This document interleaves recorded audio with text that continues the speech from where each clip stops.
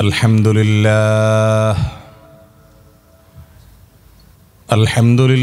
नहमदुहु व नस्तईनुहु व नस्तगफिरुहु व नु'मिनु बिही व नतवक्कलु अलैहि व नऊज़ु बिल्लाहि मिन शुरूरि अनफुसिना व मिन सय्यिआति अअमालिना मन यहदिहिल्लाहु फला मुदिल्ल लहु व मन युद्लिल फला हादिय लहु ونشهد أن لا إله إلا الله وحده لا شريك له ونشهد أن محمدا عبده ورسوله أرسله بالحق بشيرا ونذيرا وداعيا إلى الله بإذنه وسراجا منيرا أما بعد فقد قال الله تبارك وتعالى في كلامه المجيد وفرقانه الحميد بعد أعوذ بالله من الشيطان الرجيم يا أيها الذين آمنوا ادخلوا في السلم كافة ولا تتبعوا خطوات الشيطان إنه لكم عدو مبين ঐতিহ্যবাহী বরিশাল জেলার প্রাণকেন্দ্রে বাইতুর রহমান জামে মসজিদ ও কাশীপুর বাজার ব্রাক অফিস সংলগ্ন মাদ্রাসাতুল ইখলাস বরিশাল কর্তৃক আয়োজিত আজকের এই ওয়াজ মাহফিলের সম্মানিত সভাপতি, উপস্থিত উলামায়ে কেরাম এবং দূরদূরান্ত থেকে আগত আমার কোরআন ও হাদিস প্রেমী ভাইয়েরা ও পর্দা আলের মা ও বোনেরা, আল্লাহ রাব্বুল আলামিন আমাদেরকে ইরশাদ করেছেন, নির্দেশ করেছেন, ইয়া আইয়ুহাল্লাযীনা আমানু, হে ঈমানদারেরা, যারা ঈমান এনেছো, দাবি করেছো, উদখুলু ফিস সিলমি কাফাহ, তোমরা ইসলামে পরিপূর্ণভাবে পুরোপুরি প্রবেশ করো। আধা আধি বা কিছুটা প্রবেশ আর কিছুটা ইসলামের বাইরে থাকলে সেটি আল্লাহ রাব্বুল আলামিনের কাছে গ্রহণযোগ্য হবে না। সম্মানিত উপস্থিতি, ইসলামের যত কর্মকাণ্ড আছে এর সবগুলো দুই ভাগে বিভক্ত। কিছু আছে করার কাজ আর কিছু আছে ছাড়ার কাজ। কিছু করতে হয় আর কিছু ছাড়তে হয়। এই দুইটা মিলেই হলো গোটা ইসলাম। আল্লাহ রাব্বুল আলামিন যে সমস্ত কাজ করার নির্দেশ দিয়েছেন সে কাজগুলো করণীয়, আর যেগুলো করতে নিষেধ করেছেন সেগুলো হলো বর্জনীয়। এই করণীয় কাজগুলো করার পাশাপাশি বর্জনীয় কাজগুলো বর্জন করার গুরুত্ব অনেক বেশি। বরং কোনো কোনো ক্ষেত্রে অর্জনের আগে বর্জন করতে হয়। যেমন আমাদের কালিমাতুত তাওহীদ যে আমরা বলি, অথবা কালিমাতুশ শাহাদা যে আমরা বলি, আশহাদু আল্লা ইলাহা ইল্লাল্লাহ। দেখুন, আগে লা মানে কি? না। লা ইলাহা মানে হলো কোনো ইলাহ আমি মানি না, সকল ইলাহকে আগে অস্বীকার করতে হবে। ফামান ইয়াকফুর বিত-তাগুত ওয়া ইউমিন বিল্লাহ, আল্লাহর স্থানে, আল্লাহর স্থলে, আল্লাহর জায়গায়, আল্লাহর অবস্থানে যে সকল ব্যক্তি বস্তুকে স্থান দিয়ে বসে আছে পৃথিবীর মানুষ, এই সবগুলোকে আগে অস্বীকার করা, ডিনাই করা। এরপরে হলো ইল্লাল্লাহ, আল্লাহ রাব্বুল আলামিনকে একমাত্র মাবুদ হিসাবে, ইবাদতের, গোলামির উপযুক্ত সত্তা হিসেবে স্বীকার করা। এটা হলো ইসলাম। তাহলে বোঝা গেল শুধুমাত্র করণীয় কাজগুলো করলে খাঁটি মুসলিম হওয়া যাবে না, করণীয় কাজ করার পাশাপাশি বর্জনীয় কাজ বর্জন করাও শিখতে হবে। ঈমানের ক্ষেত্রে তো করণীয় বিষয় পরে, আল্লাহ রাব্বুল আলামিন আগে বর্জন করতে বলেছেন। আগে গায়রুল্লাহ বা আল্লাহ ছাড়া অন্য যত ব্যক্তি বা বস্তুকে আল্লাহর স্থানে বসিয়ে রেখেছে পৃথিবীর মানুষ, সেটাকে অস্বীকার করা, সেটাকে ডিনাই করা, আর সকল কর্তৃত্ব, ইবাদতের উপযুক্ততা, এসব কিছু শুধুমাত্র মহান রব্বুল আলামিনের জন্য সাব্যস্ত করার নাম হলো ঈমান। ভাইরা আমার, সেজন্য আজ আমরা কিছু বর্জনীয় কাজের তালিকা রাসূল করিম সাল্লাল্লাহু আলাইহি ওয়াসাল্লামের একটি হাদিসের আলোকে আপনাদের সামনে পেশ করব, যেটা আপনারা জানেন আগে থেকে আলহামদুলিল্লাহ। তারপর আমরা আলোচনা করব, কারণ আল্লাহ বলেছেন ওয়াযাক্কির ফাইন্না যিকরা তানফাউল মুমিনিন।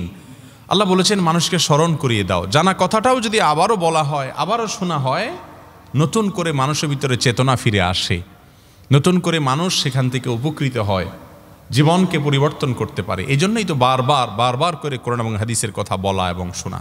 আল্লাহ তাআলা আমাদের সবাইকে পরিপূর্ণ মুসলিম এবং আত্মসমর্পণকারী হয়ে দুনিয়া থেকে যাওয়ার তৌফিক দান করুন। সম্মানিত ভাইয়েরা, আবু হুরায়রা রাদিয়াল্লাহু তাআলা আনহু সর্বাধিক হাদিস বর্ণনাকারী সাহাবীদের তালিকার শীর্ষে থাকা একজন সাহাবী। তিনি বর্ণনা করেছেন যে রাসূল করিম সাল্লাল্লাহু আলাইহি সাল্লাম ইরশাদ করেছেন, ইজতানিবু আস-সাবআল মুবিকাত, তোমরা 7টি ধ্বংসাত্মক কর্মকাণ্ড থেকে বেঁচে থাকবে। কয়টি? 7টি। এই কাজগুলোকে প্রিয় নবী সাল্লাল্লাহু আলাইহি সাল্লাম ধ্বংসাত্মক কর্মকাণ্ড বলেছেন, কারণ এগুলো আমাদের জীবনকে শেষ করে দিবে, আমাদের আখিরাতকে শেষ করে দিবে, আমাদের ঈমানকে শেষ করে দিবে। মোহতারাম হাজরিন, আমাদের জীবন শেষ করে দিবে সেই করোনা ভাইরাসকে আমরা অনেক ভয় পাই, ভয় পাওয়াই উচিত, সতর্ক থাকতে হবে, ইসলামের শিক্ষা। কিন্তু আমার জীবন যদি নষ্ট হয়ে যায়, তাতে আমার যে ক্ষতি হবে, আমার ঈমান নষ্ট হয়ে গেলে তার চাইতে ক্ষতি কম হবে না বেশি হবে? কিভাবে বেশি হবে? কারণ জীবন তো একসময় নষ্ট হবেই, জীবন তো একসময় শেষ হবেই। হ্যাঁ, যেনতেনভাবে জীবনকে নষ্ট করার অধিকার আল্লাহ তাআলা আমাদেরকে দেন, জীবনকে রক্ষা করতে বলেছেন। তবে এটা ঠিক, যতই চেষ্টা করি আমরা রক্ষা করতে, নির্দিষ্ট সময় আসার পর আর আমরা চাইলেও রক্ষা করতে পারবো না। তবে অহেতুক নিজের জীবনকে নষ্ট করার অধিকার আল্লাহ তাআলা আমাদেরকে দেন নাই। আল্লাহ বলেছেন ওয়ালা তাকতুলু আনফুসাকুম, তোমরা নিজেদেরকে শেষ করে দিও না, নিজেদেরকে নজরা হত্যা করে ফেলো না। এই জন্য তো ইসলামে হারাম এবং নিষিদ্ধ কাজের তালিকার মধ্যে কবিরা গুনাহকে, আত্মহত্যাকে যুক্ত করা হয়েছে। তো 7টি ধ্বংসাত্মক বিষয়কের কথা যে রাসূল আকরাম সাল্লাল্লাহু আলাইহি সাল্লাম বলেছেন, সেই 7টি ধ্বংসাত্মক বিষয় একজন ঈমানদারের জন্য সবচেয়ে ভয়াবহ বার্তা। এটাকে বলতে পারি 7 বিপদ সংকেত। ঈমানদারের জন্য 7টি ভয়াবহ বিপদ সংকেত। জানা আছে তো আপনাদের সবাই? জানা নাই, হয়তো খুব অল্প সংখ্যক ভাইদের জানা আছে। ভাইরা আমার, আপনার আমার প্রিয় নবী সাল্লাল্লাহু আলাইহি ওয়াসাল্লাম এত মায়া করে, এত দয়া করে, এত আমাদের প্রতি স্নেহ করে আল্লাহ তাআলা তাকে কি সার্টিফিকেট দিয়েছেন দেখেন, রউফুম বিল মুমিনিন রহিম। হে রাসূল, আপনি ঈমানদারদের প্রতি এত দয়ালু, এত মায়া আপনার, এত সিম্প্যাথি। ঈমানদারদেরকে তাদের অনন্ত অসীমকালের যে যাত্রা, সেই যাত্রায় ধ্বংসের কবল থেকে রক্ষা করার জন্য আপনি এত কষ্ট করে যাচ্ছেন। আল্লাহ রাব্বুল আলামিন সান্ত্বনা দিয়ে বলছেন যে মা আনজালনা আলাইকাল কুরআনা লিতাশকা, আপনার উপরে এই জন্য কোরআন নাজিল করি নাই যে এই কোরআনের নির্দেশ পালন করতে গিয়ে আপনি নিজেকে কষ্ট দিবেন, দিয়ে শেষ করে ফেলবেন। এত কষ্ট করবেন না। কুমিল লাইল ইল্লা কালিলা, সারা রাত জেগে থাকিয়েন না, একটু শরীরের দিকেও খেয়াল করেন। স্বয়ং আল্লাহ রাব্বুল আলামিন বরং রাসূল আকরাম সাল্লাল্লাহু আলাইহি সাল্লামকে এই কথাগুলো বলছেন। সেই নবী করিম সাল্লাল্লাহু আলাইহি সাল্লাম আপনার আমাকে সাবধান করেছেন, ও আমার উম্মতরা 7টি ধ্বংসাত্মক কাজ থেকে বেঁচে থাকবে। এই কাজগুলো মানুষকে শেষ করে দেয়, ঈমানদারদেরকে শেষ করে দেয়। জানা দরকার আছে কি নাই? আল্লাহ তাআলা আমাদের সবাইকে আমলের নিয়তে শুনে এই 7টি মহাবিপদ সংকেত থেকে বেঁচে থাকার তৌফিক দান করুন। নাম্বার 1, আশশিরকু বিল্লাহ। ইমানদারের জন্য সবচেয়ে বড় বিপদের নাম কি ভাই? শিরক। আর এজন্যই আমাদের কালিমায়ে তাওহীদ বলেন, কালিমায়ে আপনার শাহাদা বলেন, কালিমায়ে তয়্যিবা বলেন, আমাদের কালিমার শুরুর অংশই হলো লা ইলাহা। কোনো মাবুদ যেগুলোকে মানুষ মাবুদ হিসাবে স্বীকৃতি দেয়, এগুলোর কোনোটি স্বীকৃতিকে আমি মানি না, এগুলোকে আমি অস্বীকার করি। শিরক থেকে মুক্তির ঘোষণা, এটা হলো শিরক থেকে মুক্তির ঘোষণা। সূরা কাফিরুন, সেখানে বলা হচ্ছে লা আ'বুদু মা তা'বুদুন। অন্যরা যার ইবাদত করে, পুজো করে, আমি তার ইবাদত বা পুজো করব না। এই শিরক এমন একটা অপরাধ যে এই অপরাধের যে বিচার হবে কিয়ামতের দিন, সেই বিচারে কোনো শুনানি হবে না। আল্লাহ রাব্বুল আলামিন তো বান্দার কথা শুনবেন, তাই না? কিয়ামতের দিন এমনকি একজন আরেকজনের অধিকার নষ্ট করেছে, সেখানেও কিন্তু আল্লাহ তাআলা শুনানি আয়োজন করবেন। পাওনাদার এসে বলবে, ইয়া আল্লাহ, অমুক আমার হক নষ্ট করেছেন, আমি বিচার চাই। আল্লাহ তাআলা শুনবেন। হাত দিয়া মুখ দিয়া কি কি অপকর্ম করেছে আল্লাহ তাআলা শুনবেন। শিরক, বিশেষ করে বড় শিরক যেটা, শিরকে আকবার, যেটার কারণে মানুষ ইসলাম থেকে খারিজ হয়ে যায়। একটু আগে আমরা আলোচনা শুনছিলাম, প্রফেসর সাহেব আলোচনা করছিলেন, বহু মুসলমান আমরা আছি জন্মসূত্রে মুসলমান, মুসলমান বাই চান্স, জন্মসূত্রে মুসলমান। মুসলমান বাই চান্স হওয়ার কারণে ইসলামটা আমাদের বিনা কষ্টে পাওয়া। বাপমা মুসলমান, তাই আমরাও মুসলমান, এই জন্য ওইটার কোনো কদর আমাদের কাছে। আর যারা মুসলমান বাই চয়েস, সাহাবা একরাম কষ্ট করে ইসলাম গ্রহণ করছেন, অন্য 10টা থেকে ইসলামটাকে বের করে এনেছেন, তাদের ইসলামের জন্য মায়া ছিল, কখন ছুটে যায় কিনা ভয় ছিল। আমাদের এগুলো নিয়ে ভয় নাই। কতবার ইসলাম ছুটে যাচ্ছে, ইসলাম থেকে আমি বের হয়ে যাচ্ছি, ইসলাম ভঙ্গ হয়ে যাচ্ছে, হুঁশ দিস নেই। আমি তো খুব মোচে তেল দিয়ে যাইতেছি যে আখিরাতে কত নেয়ামত আল্লাহ আমার জন্য রেখে দিচ্ছেন, অথচ কত কথার কারণে, কত বিশ্বাসের কারণে ঈমান আমার নষ্ট হয়ে গেছে। আল্লাহ তাআলা আমাদেরকে শিরক থেকে বেঁচে থাকার তৌফিক দান করুন। ভাইরা আমার, শিরকের অপরাধটি এমন অপরাধ যে মুসনাদে আহমদে বর্ণিত হাদিসে রাসূল করিম সাল্লাল্লাহু আলাইহি সাল্লাম বলেছেন, কিয়ামতের দিন আল্লাহ রাব্বুল আলামিনের কাছে শিরকের অপরাধের বিচার যখন উঠানো হবে, এই মামলা যখন উঠানো হবে, সেই মামলার ব্যাপারে আল্লাহ রাব্বুল আলামিন কোনো সুযোগ দিবেন না, কোনো ছাড় নাই, কোনো জামিন নেই। জামিনের অযোগ্য, এমনকি শুনানিরও প্রয়োজন নাই। প্রমাণ আছে, এভিডেন্স আছে, শিরক করেছে, আল্লাহর কাছে সবই প্রমাণ আছে। বিনা হিসাবে অনন্ত অসীমকালের জন্য জাহান্নাম। এই জন্য রাসূল করিম সাল্লাল্লাহু আলাইহি সাল্লাম বিভিন্নভাবে চেষ্টা করেছেন আমাদেরকে বোঝানোর জন্য যে আর যা করো না করো, শিরকটা করিও না, শিরক থেকে বেঁচে থাকার চেষ্টা করো। আল্লাহ রাব্বুল আলামিনের অধিকার হলো আল্লাহর ইবাদত যাই করেন, পরিমাণে যাই করেন, শিরক করবেন না। তখন আল্লাহ তাআলা নিজের উপর আবশ্যক করে নেন ওই বান্দাকে জান্নাতে দেওয়া।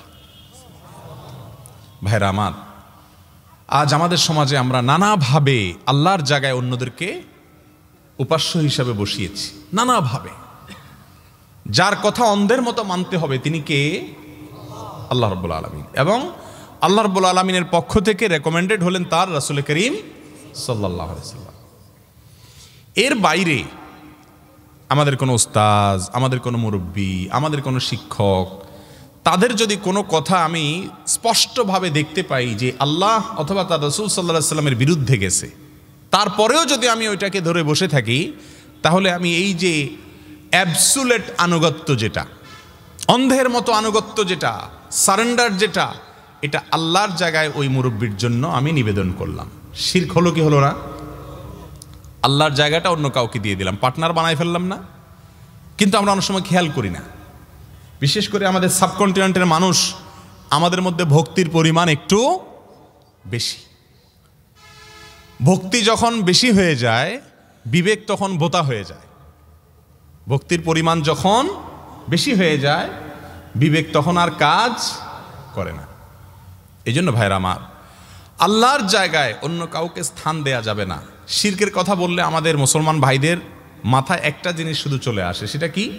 মনে করে হুজুর এত কথা তো বলার দরকার নাই, তো আমরা তো শিরিক করি না আল্লাহর রহমতে। শিরিক করে হিন্দুরা, মূর্তি পূজা করে, আমরা তো মূর্তি পূজা করতেছি না। আমরা মনে করি শুধু মূর্তি পূজা করাটাই কি শিরক। ভাইরা আমার, এই জন্য শিরকের পরিচয়ের শুরুতে আমি বলেছি আল্লাহর জায়গায় অন্য কাউকে স্থান দেওয়া। আল্লাহর জায়গায় অন্য কাউকে স্থান দেওয়া, এটাই কি শিরক। অতএব এই আল্লাহর জায়গায় অন্য কাউকে স্থান দেওয়া বলতে বিভিন্নভাবে হতে পারে। দোয়া করার কথা আল্লাহর কাছে, আপনি সেটা কোনো কবরে, আল্লাহর কোনো বান্দার কাছে, আল্লাহর কোনো গোলামের কাছে যায় চাইলেন, এটা হলো আল্লাহর জায়গায় তাকে কি দেওয়া? স্থান দেওয়া। আমাদের সমাজের একটা সমস্যা হলো, আমি প্রায় সময় বলি, আমাদের দেশে বা বিশেষ করে এরকম থার্ড ওয়ার্ল্ডে, বেশিরভাগ অনুন্নত দেশগুলোতে বা বিভিন্ন দুর্নীতি কম বেশ আছে যে সমস্ত দেশে, সে সমস্ত দেশগুলোতে সামনের দরজা দিয়ে আসলে কিছু হয় না, যা হয় সব পেছনের দুয়ার দিয়ে হয়। আপনি একটা ট্রেনের টিকিট কাটতে যাবেন, সিজনের সময়, ঈদের সময় পাবেন না, কাউন্টারে যাবেন, বলবে নাই, শেষ, কিন্তু পেছনে আছে, একটু টাকা বাড়াই দিলে পেছনে পাওয়া যায়। যেই দেশে সব কিছু সোজা আঙ্গুলে হয় না, আঙ্গুল মাখা করলে হয়, একটু ঘুরাইলে ঘাড়াইলে হয়, মূল জায়গায় নাই, দালালের কাছে পাওয়া যায়, স্যারের কাছে নাই, স্যারের পিয়নের সাথে আলাপ করলে ঠিকই ব্যবস্থা হয়ে যায়, গ্যাটিস ট্যাটিস দিলে হয়ে যায়। সেই দেশের মানুষের চিন্তাধারাও এরকম হয় যে আল্লাহর এত বড় জান্নাত, আরে 200 টাকা দামের ট্রেনের টিকিট, এটাই যদি পাওয়ার জন্য দালাল ধরা লাগে, ভায়া ধরা লাগে, এটাই পাওয়ার জন্য যদি পিয়নের সাথে বোঝাপড়া করা লাগে, গ্যাটিস দেওয়া লাগে, তাহলে এত বিশাল জান্নাত আল্লাহ তাআলা আমাকে কিভাবে দিয়ে দিবে ডাইরেক্ট। অতএব এটার জন্য বোধহয় আল্লাহর কিছু দালাল, আল্লাহর কিছু এজেন্ট, আল্লাহর কিছু এরকম বিশেষ লোকজন আছে বোধহয়, এদেরকে গ্যাটিস ট্যাটিস দিলে, আদিয়া তোহফা দিলে, পয়সা কড়ি খরচ করলে, এদের সাথে লাইন গেট ক্লিয়ার করলে বোধহয় এরা আল্লাহর কাছে ইশারা দিয়ে পার করে দিবে। এই বিশ্বাস না আমাদের দেশে অনেক ভাইদের। অথচ আল্লাহ রাব্বুল আলামিনের ওখানে কোনো দুর্নীতি নেই, কোনো 2 নাম্বারই নেই। আল্লাহ আহ্বান করছেন, উদউনি আস্তাজিব লাকুম, আমার কাছে তোমরা দোয়া করো, তোমরা দোয়া করো, দোয়া করাও। এই কথা কোরআন এবং হাদিসের কোথাও একটি বারের জন্য আল্লাহ তাআলা বলেন নাই তোমরা দোয়া করাও। করানো বুঝেন তো কোনটা? একটা হলো দোয়া করা, ডাইরেক্ট আল্লাহর কাছে চাইলেন আপনি, আল্লাহ আমাকে দেন। আরেকটা হলো দোয়া চাওয়া, এটাও কোরআন হাদিস দ্বারা বর্ণিত। সাহাবা ইকরাম রাসূল করিম সাল্লাল্লাহু আলাইহি ওয়াসাল্লামের কাছে এসে দোয়া চাইছেন। আবু হুরায়রা রাদিয়াল্লাহু তাআলা আনহু তার মায়ের কাছে এসে বলেছেন, মা, রাসূলের কাছে এসে বলেছেন, ইয়া রাসূলুল্লাহ, আমার মা অমুসলিম, আপনি তার হেদায়েতের জন্য দোয়া করেন। এই জন্য কোন নেককার মানুষের কাছে, ভালো মানুষের কাছে, আলেমদের কাছে, ইমাম সাহেবের কাছে দোয়া চাওয়া দোষের না, এটা হাদিস দ্বারা প্রমাণিত। আরেকটা আছে দোয়া করানো, দোয়া করানো। এই করা আর করানো আর চাওয়া, এই তিনটার মধ্যে পার্থক্য আছে না নাই? চাইতে পয়সা লাগে না, আপনি যদি বলেন হুজুর এটা দোয়া করেন, পয়সা দেওয়া লাগবে। কিন্তু যদি দোয়া করানো লাগে তাহলে আবার বাজেট লাগে। এটার জন্য জিলাপি, মিষ্টি, হুজুরের হাদিয়া, গোলাপ জল, আগরবাতি, একটা মোটামুটি বাজেটের প্রয়োজন আছে না নাই? বাজেট এর পরিমাণ যত বেশি হবে, দোয়ার লেন্থ, দোয়ার কোয়ালিটি, দোয়ার সিস্টেম তত উন্নত হবে। পয়সা একটু বাড়ায় দিলে, হাদিয়া তোফা বেশি হলে একটু কান্নাকাটি, একটু সময় নিয়ে দোয়া, এরকম সিস্টেম আমাদের দেশে আছে না নাই বলেন? ভাইরা আমার, কেন এসব ধারণা আমাদের আসছে? কারণ আমরা মনে করি যে এদেশে সব কিছুই হয় পিছনের দুয়ার দিয়ে, সামনের দুয়ার দিয়ে খুব বেশি কিছু হয় না। অতএব আল্লাহটাও বোধ হয় এরকম, যার ভেতরে যা ফাল দিয়ে উঠে তা। ভাইরা আমার, এই সকল ভায়া মিডিয়া বাদ দিয়ে এক আল্লাহর আনুগত্য করা, এক আল্লাহর গোলামি করার তৌফিক আল্লাহ তাআলা আমাদের সবাইকে দান করুন। শিরক, অনেক নামাজি কালামি মানুষও করেন, অনেক ইবাদত গুজার মানুষও শিরকে লিপ্ত হয়ে যান। আর কিছু কিছু শিরক আছে যেগুলো তো আমরা সব মানুষ কম বেশি সমস্ত শিরকে লিপ্ত। এসব শিরকে লিপ্ত হওয়ার কারণে সরাসরি বড় শিরক না এটা, যার কারণে মানুষ কাফের হবে না, কিন্তু এগুলোও এক প্রকারের শিরক, ছোট ছোট শিরক, মানুষ ইমানকে ভেতর থেকে আস্তে আস্তে শেষ করে দেয়। তার ভিতরে একটা হলো নিজের প্রবৃত্তিকে নির্দেশদাতা বানানো। আল্লাহ কোরআনে বলেছেন আফারাআইতা মান ইত্তাখাযা ইলাহাহু হাওয়া, আপনি কি ওই ব্যক্তিকে দেখেছেন যে ব্যক্তি তার নফসকে, প্রবৃত্তিকে মাবুদ বানিয়েছে। নফস যা বলে, মনে যা বলে সে তা করে। এই রোগটা আমাদের মধ্যে আছে না নাই বলেন? একজন মানুষ আমরা এই রোগ থেকে পরিপূর্ণভাবে মুক্ত। এই জন্য নবীজি দোয়া শিক্ষা দিয়েছেন, আল্লাহুম্মা আতি নাফসি তাকওয়াহা ওয়া যাক্কিহা ওয়া আনতা খায়রু মান যাক্কাহা। আল্লাহ, আমার প্রবৃত্তিকে, আমার নফসকে আপনি তাকওয়া দেন, তার ভিতরে যেন ভয় আসে, আপনি এটাকে পবিত্র করে দেন, আমি যেন প্রবৃত্তির গোলামি না করি। মনে যা চায় তা করা, মনে চাইতেছে এখন মোবাইলে হারাম জিনিস দেখি, কেউ দেখছে না, একাকী আসি, নির্জন কক্ষে আসি, মনে চাচ্ছে, মনের সে চাওয়া পূরণ করলাম, দেখলাম, কেউ দেখলো না, কিন্তু মনের চাওয়াটা আমি চান্সে পূরণ করে নিলাম।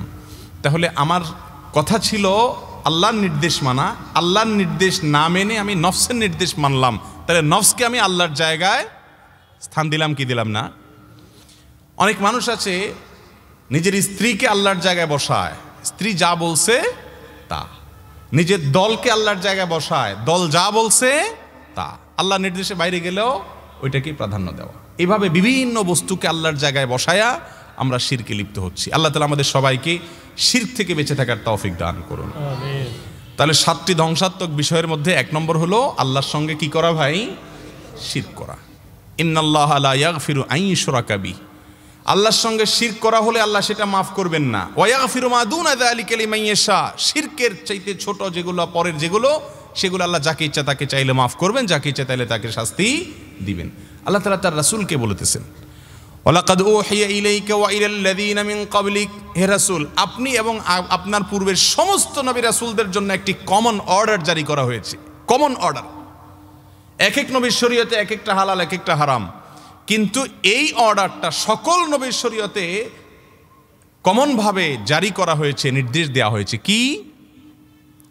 লাইন আশরাকতা লা ইয়াহবাতান্না আমালুক, যদি আপনি শিরকে লিপ্ত হয়ে যান, রাসূলকে আল্লাহ তাআলা বলতেছেন লাইন আশরাকতা, হে রাসূল, আপনি আমার রাসূল হয়েও যদি আপনি শিরকে লিপ্ত হন, তিনি শিরকে লিপ্ত হবেন না, আল্লাহ জানেন, এটা বোঝানোর জন্য বলেছেন। যদি আপনিও শিরকে লিপ্ত হন, লা ইয়াহবাতান্না আমালুক, আপনার সমস্ত নেকামল যা করেছেন শিরক করার আগ পর্যন্ত সবগুলো ক্যান্সেল হয়ে যাবে, সব ডিলিট হয়ে যাবে। এত ডেঞ্জারাস বড় অপরাধ হলো এই শিরকের অপরাধ। আল্লাহ তাআলা আমাদেরকে শিরক থেকে বেঁচে থাকার তৌফিক দান করুন।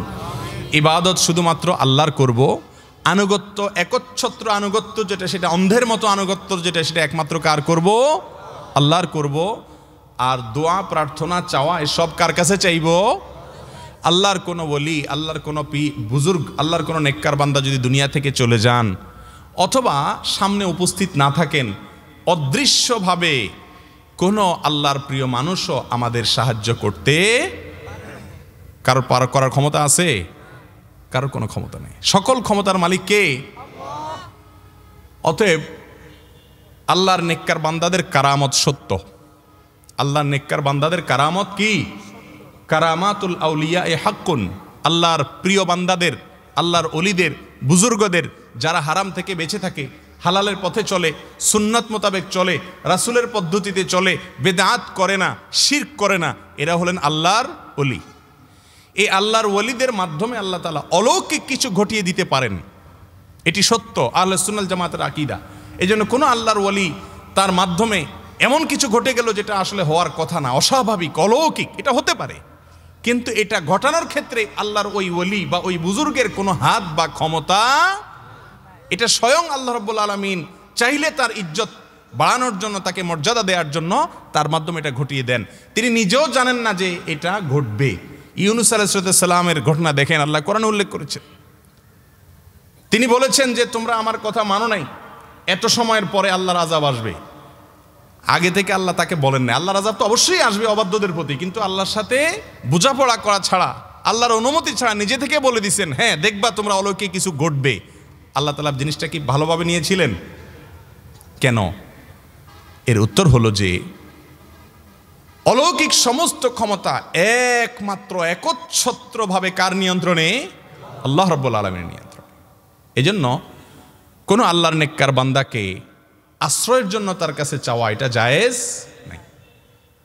কিছুদিন আগে একটা ভিডিও ফুটেজ শুনছিলাম, এখনো আমার মোবাইলে আছে, একজনে পাঠাইছে যে একজন হুজুর ওয়াজ করছেন যে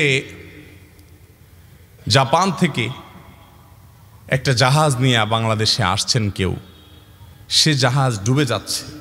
যখন ডুবে যাচ্ছে সঙ্গে সঙ্গে ওই জাহাজের লোক বলছেন যে এই এলাকায় কোনো আল্লাহর ওলি আছে কি না, যে আমাকে একটু রক্ষা করবে। তখন সে আল্লাহর ওলির স্মরণ করছে। আল্লাহর ওলি এই আওয়াজ আবার শুনতে পাইছেন, পাইয়া আপনার রশি দিয়া ফুল গাছের সাথে বেঁধে টান দিছেন। ওই জাহাজ আস্তে আস্তে আস্তে কিনারা চলে আসছে। ওই লোক কিনারায় নেমে অলিকে খুঁজতে বের হয়েছেন। খুঁজতে খুঁজতে খুঁজতে পাইয়া গেছেন এলাকায় একজন অলি। এরপর আয়সা সে অলির কদমে পড়ে গেছেন। এটা কি ইমানের কথা না শিরিকের কথা? বিপদে পড়লো কি আল্লাহর অলিকে ডাকার কথা না আল্লাহকে ডাকার কথা? আল্লাহকে ডাকার কথা। ভাইরা আমার, আগেই বলেছি আল্লাহর ওয়ালিদের দ্বারায়, নেককারদের দ্বারায় অলৌকিক কিছু ঘটে যেতে পারে, এটা অস্বাভাবিক না, এটা সত্য। কোনো অলৌকিক ঘটনা পেলেই সেটা নিয়ে হাসি তামাশা করার সুযোগ নেই, তবে প্রমাণিত হতে হবে যে সেটা কারামত, শয়তানি না, মিথ্যা বানোয়াট গাল গল্প না, এটা নিশ্চিত হতে হবে। এটা নিশ্চিত হলে অবশ্যই ইনশাআল্লাহ আল্লাহর ওয়ালিদের কারামতকে বিশ্বাস করা জরুরি। তবে এই যে বিপদে পড়ার পরে ওলির স্মরণ, বিপদে পড়ার পর কি ওলির স্মরণ না আল্লাহর স্মরণ হবে? ওই যে আমাদের চিন্তাধারা যে না বস দিয়ে হবে না, পিয়ন লাগবে, আল্লাহ না আল্লাহর ওলি লাগবে। এই জন্য বিপদে পড়লে কার কাছে চাইবো আমরা? রাসূল করিম সাল্লাল্লাহু আলাইহি ওয়াসাল্লাম তার একজন সাহাবীকে বলেছেন, ওয়াইদা সাআলতা ফাসআলিল্লাহ ওয়াইদা ইসতাআনতা ফাসতাইন বিল্লাহ। শোনো, তুমি যদি কিছু চাইতে হয় তো আল্লাহর কাছে চাইবা, না ওলির কাছে চাইবা? ওয়াইদা ইসতাআনতা, বিপদে পড়েছ, সাহায্য দরকার, কার কাছে সাহায্য চাইবা? আল্লাহর কাছে। সরাসরি কেউ সামনে আছে, একজন আপনাকে ফিজিক্যালি সাহায্য করছেন, এটা ভিন্ন বিষয়। কিন্তু একজন হাজার হাজার মাইল দূরে আছে, আপনার বিশ্বাস হলো তিনি ওখান থেকে আমাকে দেখেন, কন্ট্রোল করেন, সাহায্য করতে পারেন। এই বিশ্বাসটা ইসলামের সঙ্গে যায় না। হ্যাঁ, আল্লাহ তাআলা তাকে দেখিয়ে দিতে পারেন দূর থেকে অলৌকিকভাবে, সেটা বিচ্ছিন্ন ঘটনা, তার নিয়ন্ত্রণে না। তো এরকম বিভিন্নভাবে আমাদের মধ্যে শিরক আছে না নাই বলেন? যে জিনিসটা গায়েবের মালিককে, এখন অনেকে মনে করে যে অনেক বুজুর্গ, অনেক পীর সাহেব, অনেক আল্লাহর ওলি, তাদের গায়েবের ক্ষমতা তারা রাখেন, এরকম বিশ্বাস আছে না নাই বলেন? মনে করা হয় যে হুজুর, বিশেষ করে আমাদের দেশে একজন মানুষ ছিলেন, উনি মারা গেছেন, আপনারা অনেকে শুনেছেন, যে ওনার দরবারের বাইরে কোনো লোক আসলে উনি ভিতর থেকে বলে দিতে পারতেন যে কি মামলা নিয়ে আসছে। আপনারা শুনছেন এরকম ঘটনা? তো এই বিষয়গুলো, এই যে গায়েবের মালিক, আল্লাহ কোরআনে বলেছেন, কুল, হে রাসূল আপনি বলে দিন যে লা আ'লামুল গায়ব, আমি নিজে গায়েব জানি না।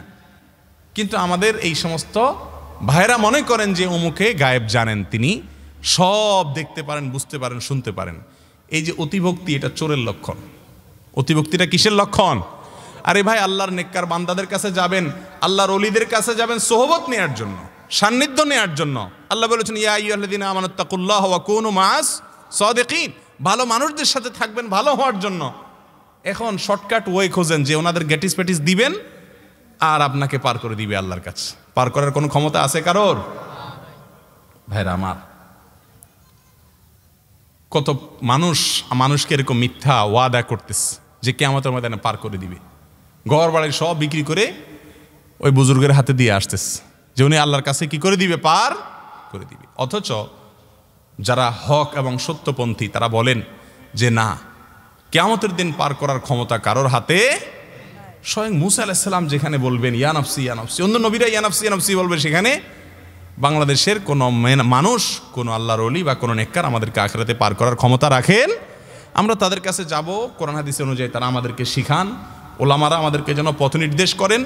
ওনাদের মন গড়া কথা না, কথা হবে কার? আল্লাহ এবং তার রাসূলের। আল্লাহ তাআলা আমাদের সকলকে আল্লাহর একচ্ছত্র গোলাম হওয়ার তৌফিক দান করুন, শিরক মুক্ত ঈমান আমাদের ভিতরে ধারণ করার তৌফিক দান করুন। তাহলে 7টি ধ্বংসাত্মক বিষয়ের 1 নম্বর হলো শিরক করা। 1 নম্বরটা কি ভাই? শিরক করা। আমি আবারও বলছি, কেউ নিশ্চিন্ত হয়ে যাবেন না। অনেক ভাইরা মনে করেন শিরক নিয়ে বহু ওয়াজ শুনছি, আলহামদুলিল্লাহ তাওহীদ আর শিরক সম্পর্কে আমার ধারণা আছে, আমি বেঁচে থাকি, আমি কোনো মানুষের সেজদা করি না, আমি কোনো মাজারে পূজা করি না। ভাইরা আমার, আপনি হয়তো অন্যভাবে শিরক করেন। শয়তান আপনাকে এই পথে নিবে না, শয়তান জানে আপনি এই পথ সম্পর্কে সচেতন, আপনাকে দিয়ে অন্য আইটেমের শিরক করাবে, নফসের শিরক করাবে, আরও বিভিন্ন আইটেমের শিরক করাবে। এই জন্য শিরক থেকে বেপরোয়া হওয়া যাবে না। দোয়া শিক্ষা দিয়েছেন নবী সাল্লাল্লাহু আলাইহি ওয়াসাল্লাম, যত সম্ভব আবু বকর রাদিয়াল্লাহু তাআলা আনহুকে, আল্লাহুম্মা ইন্নী আউযু বিকা আন উশরিকা বিকা ওয়া আনা আ'লাম ওয়া আস্তাগফিরুকা লিমা লা আ'লাম। অনেক ভাইরা আছেন মনে করেন যে আমি সহিহ আকীদার মানুষ, আমি কোরআন হাদিস অনুযায়ী শিরিক টিরিক আমি বুঝি, মাশাআল্লাহ, এক ধরনের আত্ম অহংকার বা আত্মতৃপ্তি টাইপের চলে আসে। শিরকের আলোচনা আসলে কথাই শুনতেছে না, বলে হুজুর আরে শেখ এগুলো জানা আছে আমাদের, আল্লাহ ফজলে, আপনি কারে কি বলতে আসছেন? এই টাইপের লোক আমরা আসি না নাই বলেন? আরে ভাই আমাদেরকে এগুলো শুনতে আসছেন? শিরকের ওয়াজ শুনতে শুনতে জীবন শেষ আমাদের, আল্লাহর রহমতে। কত কোর্স করছি তাওহীদের উপরে, এই রোগ আছে না নাই আমাদের মধ্যে? ভাইরা আমার, এগুলো ইবলিস আমাদের মধ্যে আত্মতৃপ্তি আনে। সাহাবীদেরকে দেখেন দোয়া শিক্ষা দিচ্ছেন নবী সাল্লাল্লাহু আলাইহি ওয়াসাল্লাম, আল্লাহুম্মা ইন্নী আউযু বিকা আন উশরিকা বিকা ওয়া আনা আ'লাম। আল্লাহ, আমার জ্ঞাতসারের শিরক থেকে আপনার পানাহ চাই। ওয়া আউযু বিকা, আল্লাহুম্মা ইন্নী আউযু বিকা আন উশরিকা বিকা ওয়া আনা আ'লাম ওয়া আস্তাগফিরুকা লিমা লা আ'লাম। আর আমার অজান্তে কোনোভাবে শিরক হয়ে যায় কিনা সেখান থেকে আপনার কাছে কি চাই? পানাহ চাই। অতএব আত্মতৃপ্তি আনা যাবে। আল্লাহ তাআলা আমাদের সবাইকে শিরক থেকে বেঁচে থাকার তৌফিক দান করুন। 2 নম্বর হলো সেহের, ওয়াসসেহের, জাদু। ধ্বংসাত্মক কর্মকাণ্ডের মধ্যে থেকে দ্বিতীয়টা হলো কি? জাদু করা। জাদুকরের আশ্রয় নেওয়া, শত্রুতা উদ্ধার করার জন্য বা কোনো ভালো উদ্দেশ্যেই কোনো জাদুর আশ্রয় নেওয়া, এটা কাবিরা গুনাহ। সারা পৃথিবীর কোনো মাযহাবের, কোনো চিন্তার, কোনো থটের, কোনো দেশের, কোনো আলেমের দ্বিমত নাই যে জাদু করা, জাদুকরের সাহায্য নেওয়া, জাদুকরের আশ্রয় নেওয়া, জাদুর মাধ্যমে কোনো কাজ উদ্ধার করার চেষ্টা করা হারাম। শুধু হারাম নয়, বিশুদ্ধ মত অনুযায়ী ঈমান থেকে খারিজ হওয়ার মতো, ঈমান ভঙ্গকারী বিষয়গুলোর মধ্য থেকে একটা হলো কি করা? জাদুর আশ্রয়। ভাইরা আমার, আজকালে জাদুর সমস্যা এত বেশি যে ঘরে ঘরে ঘরে ঘরে জাদুর সমস্যা শুরু হয়েছে। ইন্দোনেশিয়াতে এটার সমস্যাটার পরিমাণটা অনেক বেশি। কথায় কথায় মানুষ জাদুর আশ্রয় নেয়, জাদুকরদের কাছে চলে যায়, পয়সা কড়ি দিয়ে। একজনের সাথে আরেকজনের শত্রুতা আছে, তো সেই শত্রুতায় বৃদ্ধি করে একজনকে শেষ করে ফেলানোর জন্য জাদু করে, অথবা একজন আরেকজনকে পেতে চায়, দূরত্ব আছে, দূরত্ব কমানোর জন্য জাদুর আশ্রয় নেয়। পারিবারিক হিংসা বিদ্বেষ থেকে একজন আরেকজনের, কোনো মেয়েকে বিয়ে করতে চাইছে, বিয়ে হয় নাই, তো জাদুর মাধ্যমে তার ক্ষতি করার চেষ্টা করে। এগুলো বাংলাদেশে এখন অহরহ হয়ে গেছে। দুষ্ট জিন, কাফের জিনদের আশ্রয় নেয়, তাদের মাধ্যমে একজন আরেকজনকে জাদু করে। আল্লাহ রাব্বুল আলামিন আমাদের প্রিয় নবী সাল্লাল্লাহু আলাইহি সাল্লামকেও পরীক্ষায় ফেলেছিলেন, তাকেও জাদু করা হয়েছিল। লাবিদ ইবনে আসম নামে একজন ইহুদি আমাদের প্রিয় নবীজিকে জাদু করেছেন। কি দিয়া? তার মাথার চুল দিয়া। জাদুকররা চুল অথবা শাড়ির আঁচল, এরকম কোনো কাপড় চোপড় এগুলো নেয়, পুরান কাপড় চোপড়, ব্যবহৃত কাপড় নেয়, এগুলো পরে কুফরি মন্ত্র পড়ে জাদু করে। আল্লাহ রাব্বুল আলামিন এই জাদুর মধ্যে প্রভাব রেখেছেন, জাদুর মধ্যে প্রভাব রেখেছেন। জাদুর মাধ্যমে মানুষের ক্ষতি কেউ চাইলে করতে পারে, আল্লাহ তাআলা সেই ছাড় দিয়ে রেখেছেন, এটা পরীক্ষা। কোরআনে কারিমে আল্লাহ তাআলা বলেছেন জাদুর সম্পর্কে যে তোমরা জাদু শিখে, জাদুর আশ্রয় নিয়ে কুফরি করবা না। কিন্তু আমাদের সমাজে অনেক মানুষ এখন সেটা করছেন। ভাইরা আমার, জাদুটা হলো দোয়ার হুবহু বিপরীত। দোয়া হলো আল্লাহর কাছে আশ্রয় চাওয়া। আল্লাহ, আমার অমুকের সাথে আমার দূরত্ব হয়ে গেছে, আপনি দূরত্ব দূর করে দেন। আল্লাহ, আমি অমুককে বন্ধু হিসাবে পেতে চাই, যদি হালাল সম্পর্ক হয় তো আল্লাহ আপনি আমাকে তার বন্ধু হওয়ার তৌফিক দেন। এটা হলো আল্লাহর কাছে দোয়া। আর জাদু হলো শয়তানের কাছে দোয়া। জাদু এবং দোয়ার মধ্যে পার্থক্য হলো, জাদু হলো আল্লাহর কাছে, দোয়া হলো আল্লাহর কাছে, আর জাদু হলো কার কাছে? শয়তানের কাছে। এই জন্য এই জাদু থেকে বেঁচে থাকা, আমরা তো বেশিরভাগ মানুষ মুসলমান, চট্টগ্রামের দিকে অনেক বেশি আছে, এখন সব এলাকায় আছে। যারা খুনকারি করে, খুনকারি আছে না, তাবিজ টাবিজ দেয়। এদের মধ্যে অনেক লোক আছে, সবাই না, কিছু লোক আছে যারা এই আইটেমগুলো বেশিরভাগ তাদের চলে। আপনার বিভিন্ন রকমের ওই যে কাইতন আছে, কাইতন কি বলে আপনাদের এদিকে, কালো কৈতন, তাগা, এইগুলোতে গিরা দেয় দেখছেন। আল্লাহ রাব্বুল আলামিন কোরআনে কারিমে সূরা ফালাকে শিক্ষা দিয়েছেন। বাংলা কোরআন খুলে দেখেন ডাইরেক্ট আল্লাহ কি বলেছেন, অমিন শাররিন নাফাসাতে। যারা এই কাইতনে গিরা দিয়া ফু দেয়, এদের ক্ষতি থেকে আল্লাহ আপনার আশ্রয় চাই। তাহলে এই কাজটা ভালো না খারাপ? কিন্তু এই কাজটা আমাদের দেশে চলে কি চলে না বলেন? আল্লাহ তাআলা নিজে শিক্ষা দিয়েছেন কোরআন কারিমের সর্বশেষ সূরার আগের সূরা, সূরা ফালাকে, অথচ এটা হচ্ছে। তো এইভাবে কারোর ক্ষতি করা এটা ইসলামে জায়েজ, কোনো জাদুকরের আশ্রয় নেওয়া যায় না। কিন্তু আমাদের অনেক ভাই বোনরা যাচ্ছেন কি যাচ্ছেন না? আল্লাহ তাআলা আমাদেরকে বোঝার তৌফিক দান করুন। যদি কেউ জাদুর মাধ্যমে ক্ষতিগ্রস্ত হয়েছেন মনে করেন, কোনো ডাক্তারের ট্রিটমেন্টে কাজ হয় না, কোনো ওষুধ বড়িতে কাজ হয় না, এরকম সমস্যা আছে না নাই আমাদের মধ্যে? বিভিন্ন রকমের কুফুরি কালাম দিয়ে দেখবেন যে তাবিজে লেখা কারুন, ফেরাউন, হামান, নমরুদ, আছে না নাই? আজব কথা। দোয়া করবেন, আল্লাহর নাম নিবেন, সেখানে নাম লিখছে, অনেক তাবিজ খুললে দেখা যায় লেখা কারুন, হামান, নমরুদ। জিকির করতেছে। জিকির হবে আল্লাহর, জিকির হচ্ছে কার? শয়তানের লিডারদের। তো শয়তানকে আল্লাহ তাআলা সে পাওয়ার দিয়েছেন, সুযোগ দিয়েছেন, সে চাইলে মানুষ যখন তার আশ্রয় চায়, নির্দিষ্ট কিছু রিকোয়ারমেন্ট পুরো করে, কুফরি করে, ইমান থেকে বের হয়ে যায়, ইমান বিরোধী কাজ করে, শয়তানের গোলামির স্বীকৃতি দেয়, তখন শয়তান কিছু অলৌকিক জিনিস ঘটায়। আর এটাই আমাদের সমাজে অহরহ হচ্ছে। এই জাদুর আশ্রয় নেওয়া এটা ঈমান ভঙ্গকারী বিষয়। আল্লাহ তাআলা আমাদেরকে বেঁচে থাকার তৌফিক দান করুন। যদি আপনাকে কেউ জাদু করেছে মনে করেন, আপনার অসুস্থতা ভালো হচ্ছে না, শুকায়া যাচ্ছেন, অনেক সিমটম আছে জাদুর, এই সিমটমগুলো যদি পাওয়া যায় তাহলে সেক্ষেত্রে আপনার জন্য করণীয় হলো সূরা ইখলাস, সূরা ফালাক, সূরা নাস, এই তিনটা সূরা বেশি বেশি করে পাঠ করবেন, পড়ে ফু দিবেন তিনবার করে পানিতে, সে পানি খাবেন, গোসল করবেন এবং শরীরে ছিটা দিবেন। তারপরে আপনার সূরা বাকারা বেশি বেশি করে পড়বেন। এগুলো সব হাদিস থেকে শেখানো আমল। নবীজি সাল্লাল্লাহু আলাইহি সাল্লামের যখন জাদু হয়েছে, তাকে যখন জাদু করেছে লাবিদ ইবনে আসম নামক ইহুদি কমবখ্ত, তখন তিনি অসুস্থ হয়ে গেছেন, কোনো ওষুধে কাজ হচ্ছে না। একদিন শুয়ে আছেন, স্বপ্নে দেখছেন, নবীজির স্বপ্নটাও আমাদের জাগ্রত অবস্থার মতো ওহী। দেখছেন যে দুজন লোক আসছেন, অর্থাৎ দুজন ফেরেশতা, একজন মাথার কাছে দাঁড়িয়ে আছে, আরেকজন পায়ের কাছে। তো এক ফেরেশতা অন্য ফেরেশতাকে জিজ্ঞাসা করেছেন, এই লোকটার কি হয়েছে, অসুস্থ যে, কোনোভাবে সুস্থ হচ্ছেন না। তখন অপর ফেরেশতা উত্তর দিচ্ছেন, ওনাকে জাদু করা হয়েছে। তো আবার প্রশ্ন করা হচ্ছে কে করেছে, নামও বলে দিছে ওই দুষ্ট অমুকটায়। তারপর আবার প্রশ্ন করা হলো কিভাবে জাদু করেছে, অপর ফেরেশতা উত্তর দিয়েছেন যে তার চুল সংগ্রহ করে সে চুলে কুফরি কালাম পড়ে শয়তানের আনুগত্যের কথা বা জাতীয় মন্ত্রতন্ত্র পড়ে ফু দিয়েছে। তারপরে বলা হলো যে তাহলে ফু দেওয়া সেই চুলটা কোথায় এখন? বলা হলো অমুক পরিত্যক্ত কূপের নিচে রেখে উপরে পাথর চাপা দিয়ে আছে। বলে তাহলে মুক্তির উপায় কি? ওইটা উদ্ধার করে জ্বালিয়ে ফেলা বা নষ্ট করে ফেলতে হবে। আর কুল হুয়াল্লাহু আহাদ, কুল আউযু বিরাব্বিল ফালাক, কুল আউযু বিরাব্বিন নাস পড়তে হবে। এই জন্য যারা সকাল সন্ধ্যায় আমলগুলো নিয়মিত করে, 3 বার সূরা ইখলাস, 3 বার সূরা ফালাক, 3 বার সূরা নাস, সকালে 3 বার, সন্ধ্যায় 3 বার, আর প্রত্যেক ওয়াক্ত সালাতের পরে একবার, রাত্রে শোয়ার সময় 3 বার, মোট 3 টাইম, শোয়ার সময়, সকাল সন্ধ্যা, আর প্রত্যেক নামাজের পরে। যখন পড়বেন এই নিয়ত করে পড়বেন, ওই যে ওয়ামিন শাররিন নাফাসাতে ফিল উকাদ, এটা যখন পড়বেন, আল্লাহ যারা এই জাদু টাদু করে বেড়ায় তাদের ক্ষতি থেকে আপনার আশ্রয় চাই, ইনশাআল্লাহ আল্লাহ তাআলা আমাদেরকে হেফাজত করবেন। তাহলে ধ্বংসাত্মক গুনার ভিতরে একটা হলো সেহের বা জাদু।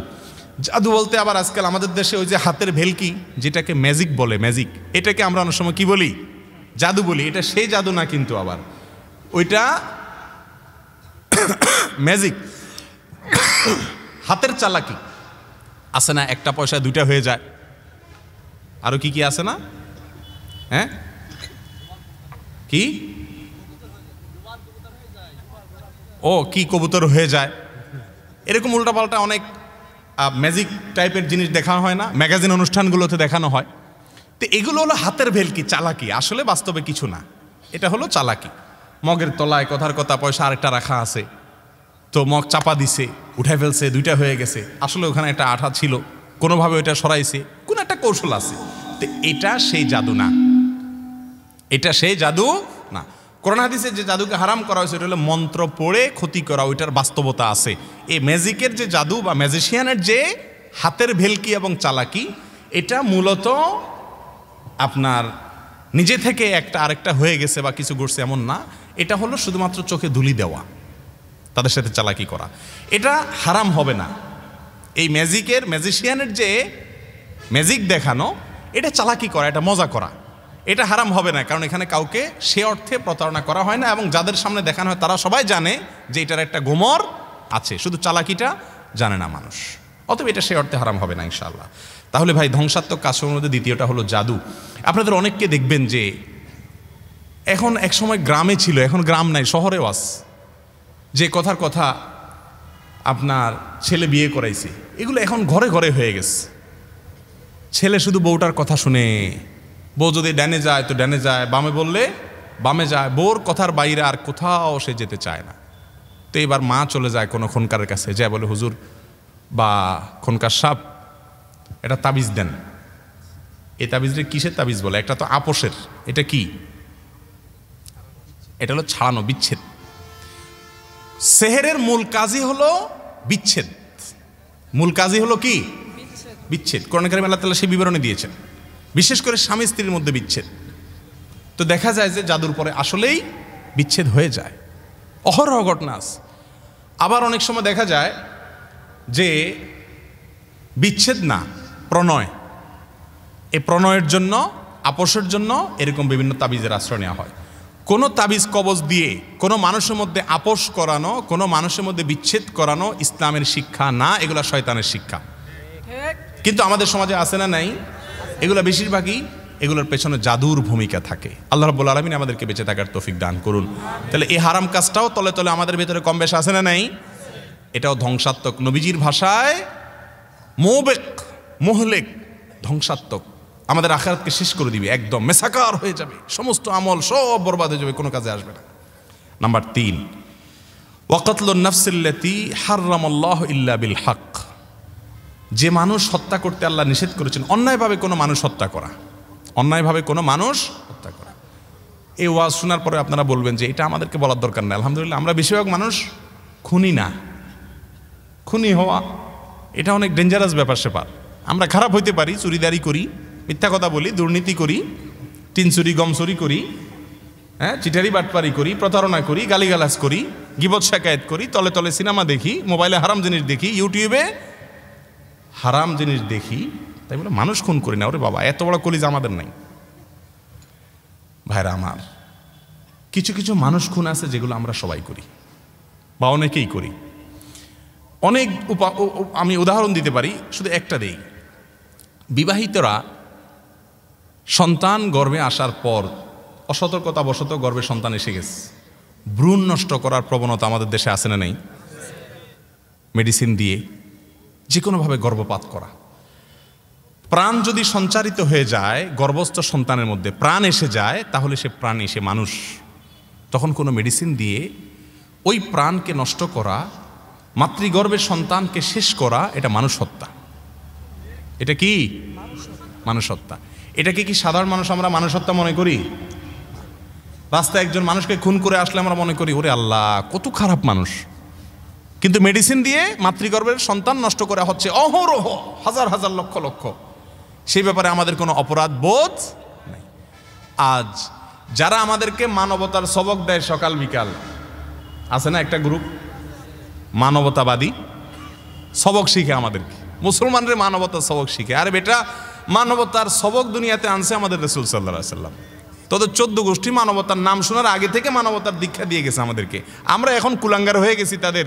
রাসূল আকরাম সাল্লাল্লাহু আলাইহি ওয়াসাল্লামের সেই অনুসরণ আমাদের মধ্যে নাই। কিন্তু আমরা জাত তো সেই জাত, মানবতার সবক যিনি গোটা বিশ্বের মানুষকে দিয়েছেন, আমরা তার উম্মত।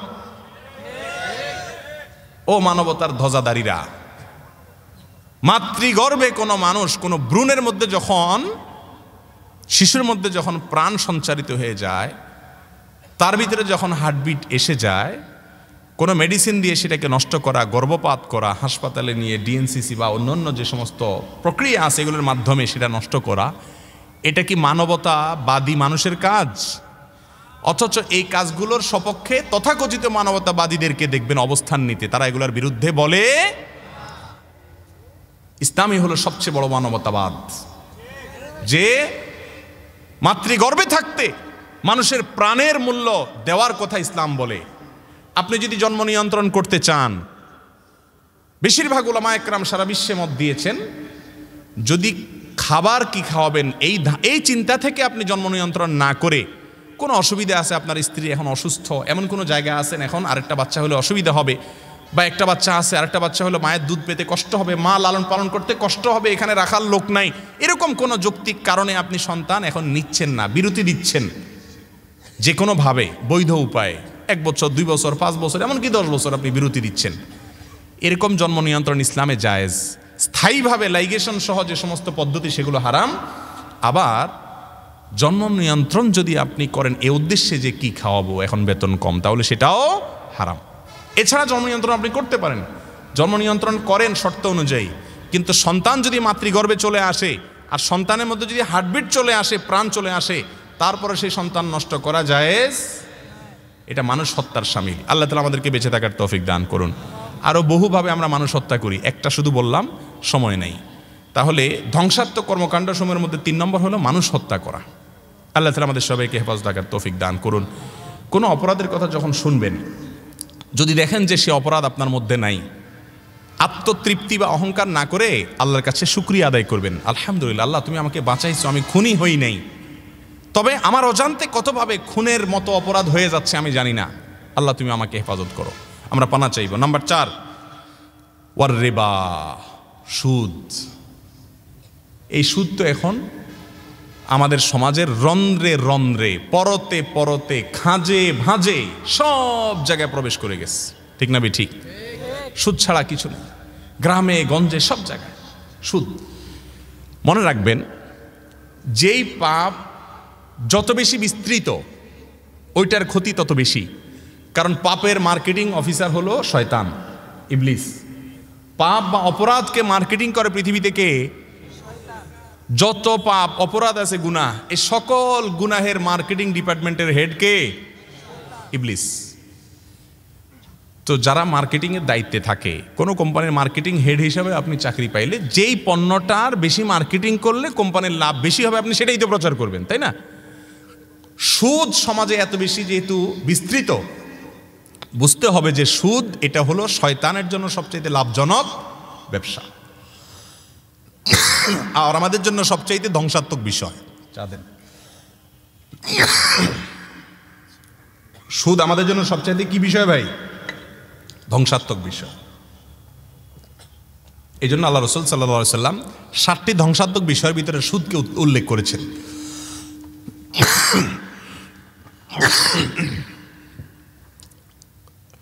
আপনারা কোরআনে কারিমে দেখবেন আল্লাহ রাব্বুল আলামিন আল ইয়াউমা আকমালতু লাকুম দীনাকুম যে আয়াত নাজিল করেছেন, এই আয়াতের মধ্যে আল্লাহ তাআলা বার্তা দিয়েছেন যে দিনকে, ইসলামকে আজ তোমাদের জন্য পরিপূর্ণ করা হলো। পরিপূর্ণ করা হলো এ কথা বলার পরেও দেখবেন আল্লাহ তাআলা আবার হারাম নিয়ে আলোচনা করতেছেন, কারণ হারাম খাওয়া এটা এত ভয়াবহ বিষয়, আপনার নামাজ, কালাম, পাগড়ি, টুপি, সেজদা, দোয়া, দুরূদ, চোখের পানি, দাড়ি, উমরা, হজ, সব কিছু অর্থহীন হয়ে যাবে যদি আপনার উপার্জন কি থাকে? হারাম থাকে। কোরআনে কারিমে আল্লাহ রাব্বুল আলামিন বলছেন তার নবী সাল্লাল্লাহু আলাইহি সাল্লামকে লক্ষ্য করে, সমস্ত নবীদেরকে লক্ষ্য করে, ইয়া আইয়ুহার রাসূল,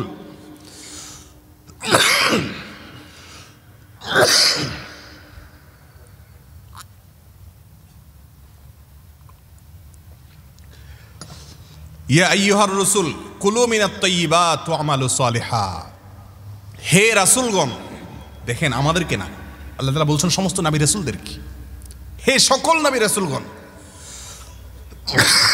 কুলু মিনাত তাইয়্যিবাত, তোমরা হালাল খাও, হালাল উপার্জন করো। এরপরে বলেছেন ওয়া আমালু সালিহা, ভালো কাজ করো, নেকামল করো। তাহলে নেকামল আগে না হালাল খাওয়া আগে? কথা বলেন, হালাল খাওয়া আগে না নেকামল আগে? অথচ আমাদের দেশে মানুষের ধারণা কি? আমাদের দেশে মানুষের ধারণা হলো আগে পয়সা কড়ি কামায় নি, পয়সা কড়ি কামায় নিলে লাখ লাখ কোটি কোটি টাকা হয়ে গেলে এরপরে মসজিদে লাখ লাখ টাকা দিয়ে দিব, হুজুর বলবে মাশাআল্লাহ মারহাবা হাজী সাহেব, আল্লাহ আপনি হাজী সাহেবরে জান্নাতে দেন আল্লাহ। মাহফিলে আইসা লাখ লাখ টাকা ঘোষণা করে দিব, মাহফিলের বক্তা, বক্তার বাপ মা 14 গোষ্ঠী সব হুজুর মিলায় বলবে আল্লাহ হাজী সাহেবরে আল্লাহ জান্নাতের একেবারে মাঝখানে মেলা মারেন আল্লাহ। আমাদের দেশে বেশিরভাগ মানুষের চিন্তাধারা হলো এরকম যে আরে আগে পয়সা কড়ি কামায়নি, ধরে নি পয়সা হলে বাঘের কল্লাও পাওয়া যায়, বাঘের কল্লা যেহেতু পাওয়া যায় আল্লাহকেও পাওয়া যাবে। ভাইরা আমার, 2 নম্বর পথে উপার্জন করে এরপরে আল্লাহকে খুশি করার চেষ্টা, এটা কোনো সুস্থ চেষ্টা না। এজন্য একজন ইমানদার মানুষ হালাল উপার্জন করবে। সবচেয়ে বড় বুজুর্গ অলি দেখতে চান?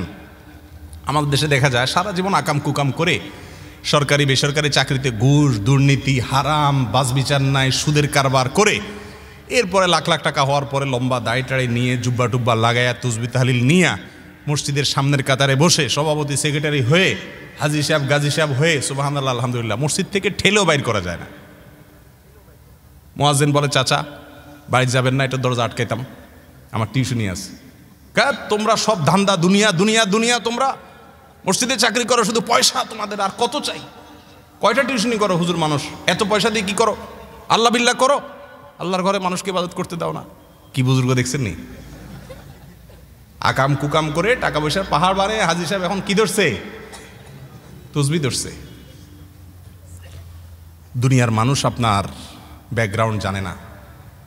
দুনিয়ার মানুষ, এলাকা মানুষ দেখে আল্লাহ আচ্ছা আচ্ছা জান কত বুজুর্গ মানুষ, কিন্তু আপনি যে কত নম্বরের ঠকবাজ, টিনচোর, গমচোর, দুর্নীতিবাজ, হারামখোর, সুদখোর, ঘুষখোর, অন্যের হক নষ্ট করেছেন, আইল ঠেলেছেন, হক মেরেছেন, ভাই বোনের হক দেন নাই, অধিকার দেন নাই, সেটা তো আল্লাহ তাআলা জানেন কি জানেন না?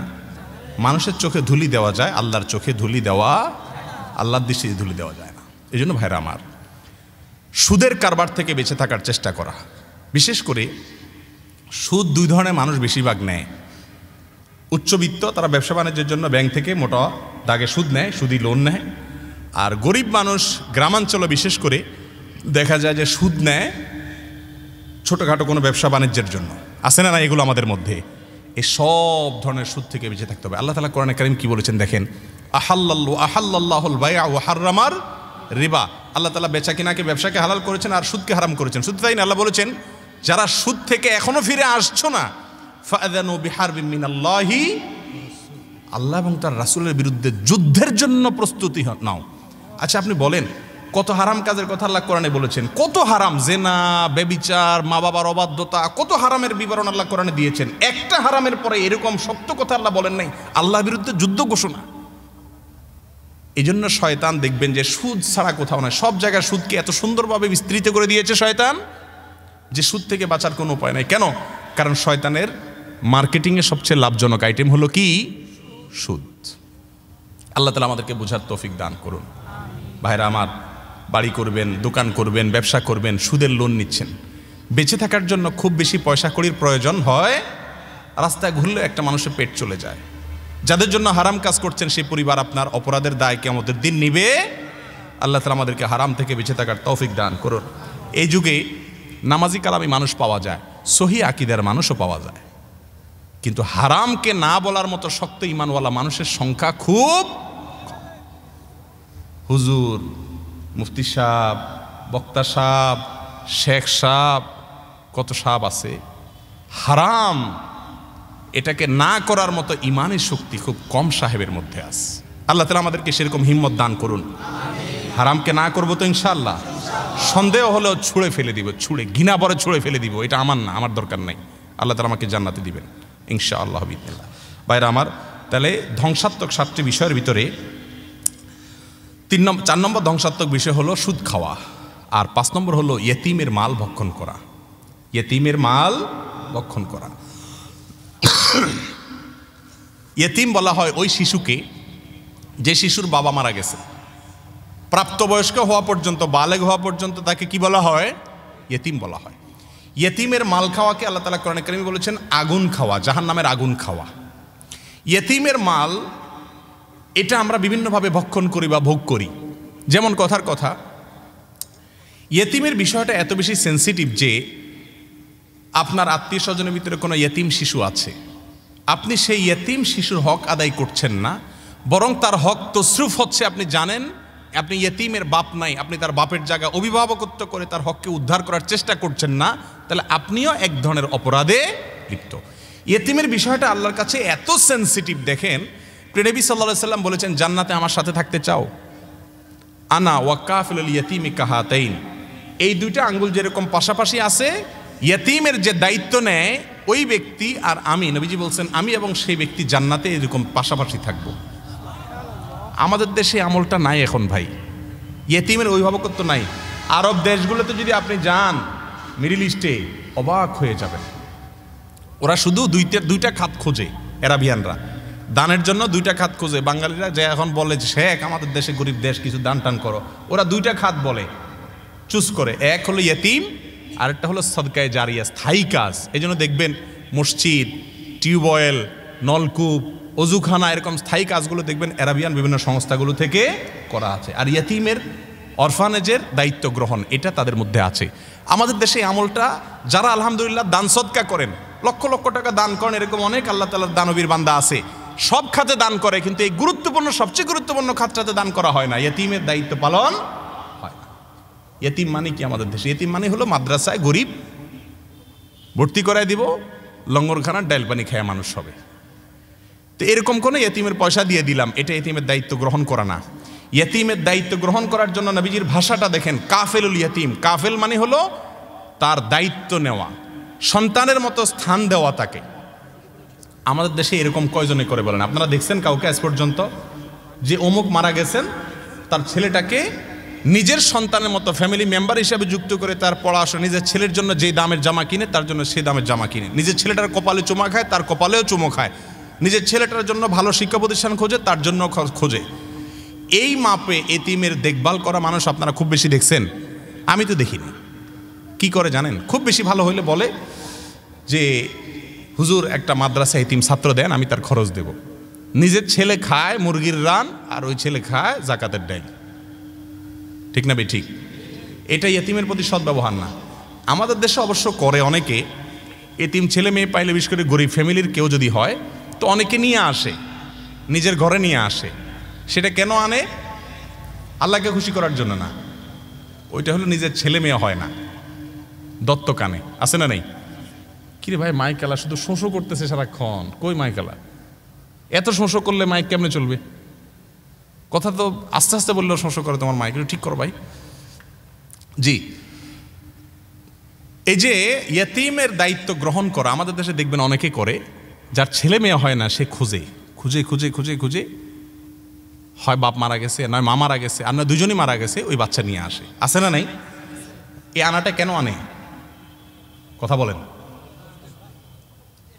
হ্যাঁ, হয় নাই। এটা এই জন্য আনে যে একটু বাপ ডাক শুনতে চায়। কি শুনতে চায়? তো ছেলে না, একটা মেয়ে না, একটু আব্বা ডাকে না, এই ছেলেটা একটা আব্বা ডাকলে একটু ভালো লাগবে। মহিলা আনে আম্মা ডাক শোনার জন্য, তাই না? তাহলে তো আলটিমেটলি এটা আপনার নিজের চাহিদা পূরণের জন্য আনলেন। আল্লাহর কাছে এর জন্য কোনো সওয়াব আশা করা কঠিন। সন্তান যদি কেউ লালন পালন করেন অন্যের সন্তান, এটা সওয়াবের কাজ, কিন্তু উদ্দেশ্য হইতে হবে কার জন্য? সন্তান আনার পরে ওই সন্তানকে কার সন্তান হিসেবে পরিচয় করাইতে হবে? তার জন্মদাতা বাপের। আল্লাহ কোরআনে বলেছেন উদউহুম লিআবাইহিম হুয়া আকসাতু ইনদাল্লাহ। যারা কোনো পালক সন্তান রেখেছ তাদেরকে তাদের বাপের নাম ধরে ডাকবা। এলাকাতে যদি ওই ছেলেকে ছোটবেলা নিয়ে আসছেন, এরপরে মার্কেটে এমনভাবে খাওয়াই দিয়েছেন সবাই জানে এটা আপনার ছেলে, আসলে আপনার ছেলে না, এটার জন্মদাতা বাপ অন্য কেউ। মরণ পর্যন্ত তার ওই কাগজপত্রে, শিক্ষা সার্টিফিকেটে, পাসপোর্টে, সব জায়গায় কার নাম লেখা থাকতে হবে? ওই বাপের নাম। অনেক সময় বাচ্চাদেরকে ওই বাপের নামও নিতে দেওয়া হয় না, জানেও না বাচ্চা তার আসল বাপকে। এগুলো আছে না নেই আমাদের সমাজে? অনেক মায়েরা আছেন, অনেক বাপেরা আছেন। হারাম, এটা কবিরা গুনাহ।